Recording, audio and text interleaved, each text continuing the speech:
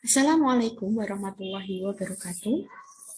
Nah, pada pertemuan pada kali ini kita akan melanjutkan pembahasan kita yang kemarin, yaitu mengenai aplikasi turunan. Pertama, kita akan belajar mengenai nilai maksimum dan nilai minimum pada kehidupan sehari-hari.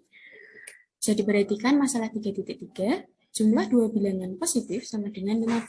Jika hasil kali sebuah bilangan dengan kuadrat bilangan yang lain mencapai maksimum, maka tentukan A, kedua bilangan itu, B, nilai maksimumnya.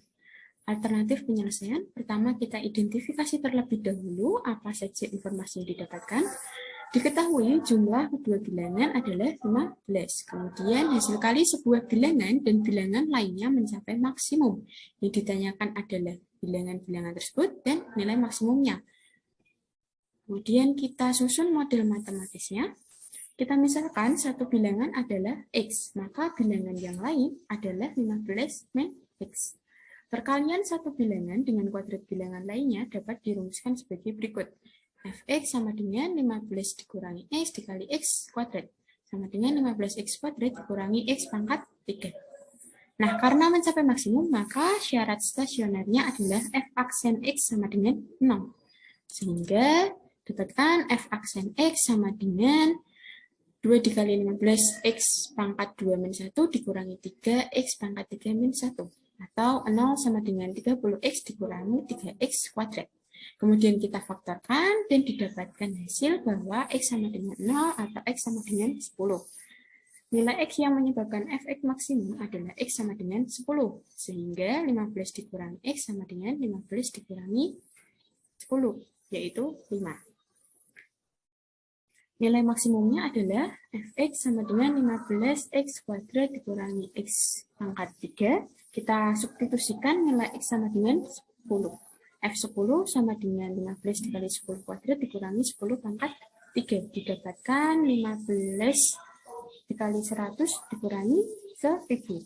Dapatkan hasil 500. Jadi kita dapat menyimpulkan bahwa kedua bilangan positif tersebut adalah 5 dan 10.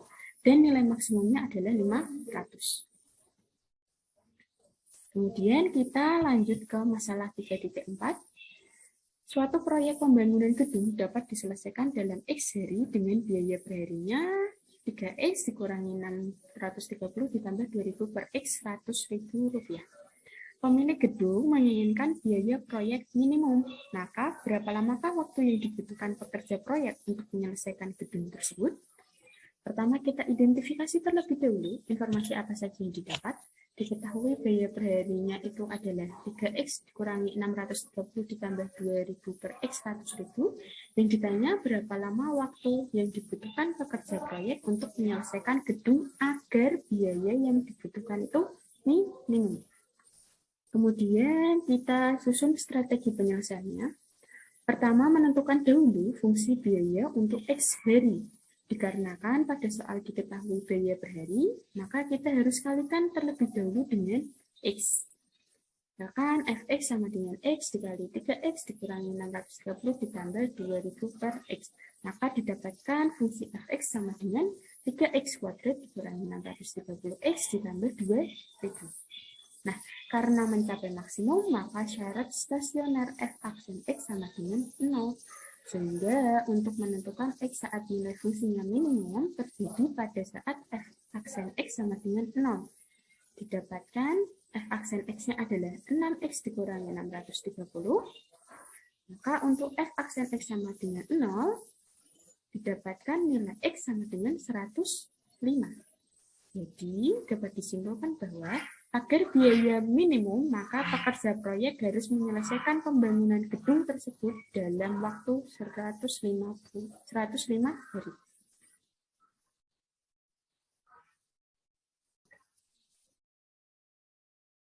Selanjutnya kita akan masuk ke materi kecepatan dan percepatan. Ini merupakan gambar uji coba sirkuit Mandalika oleh beberapa pembalap.